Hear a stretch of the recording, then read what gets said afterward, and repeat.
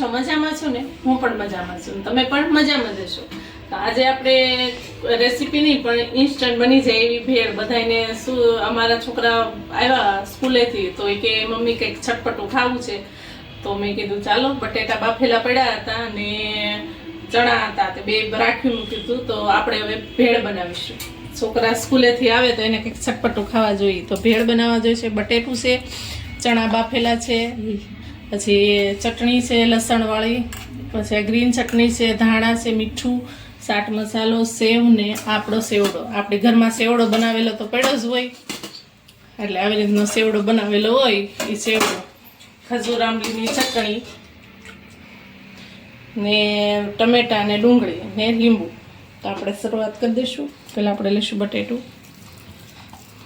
બટેટા બાફેલા જ છે, એની અંદર નાખી દઈશું છણા, કાળા છણા. હવે નાખી દઈશું આપણે આ રેડ ચટણી છે ને એ નાખી દઈશું, લસણવાળી. આમાં બધું આવી જ જાય એમ તો. મીઠું નાખી દઈશું.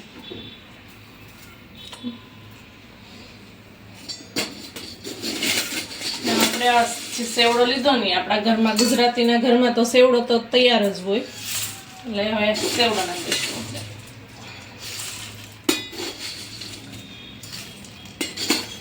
બધું મિક્સ કરી દઈશું.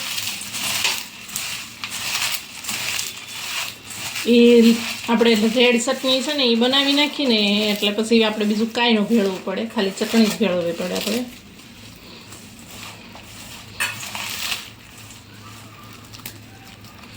બધું મિક્સ કરી દીધું. થોડુંક આપણે સેવડો નાખીશું, બધાને થઈ રહી ને. સ્કૂલમાંથી આવે એટલે ભૂખ લાગે એટલે કંઈક બનાવવું એમ કહે તો આપણે આવી રીતે ભેળ બનાવી દઈએ તો પણ ચાલે.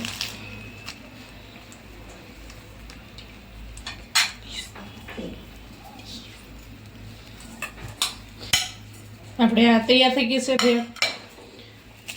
હવે આપણે આ નાખી દઈશું ડીશમાં.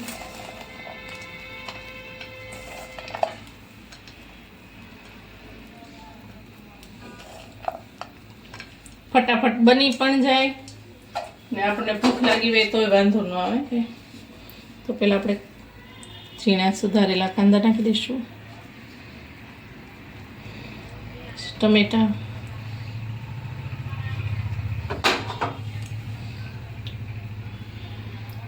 પછી ગ્રીન ચટણી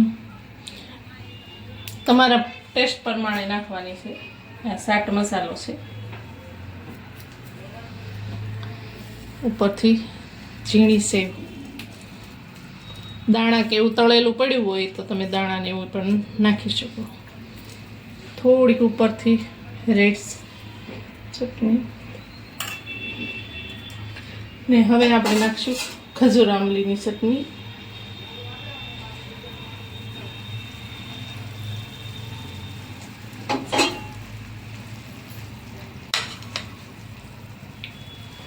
તૈયાર છે આપણી ભેળ.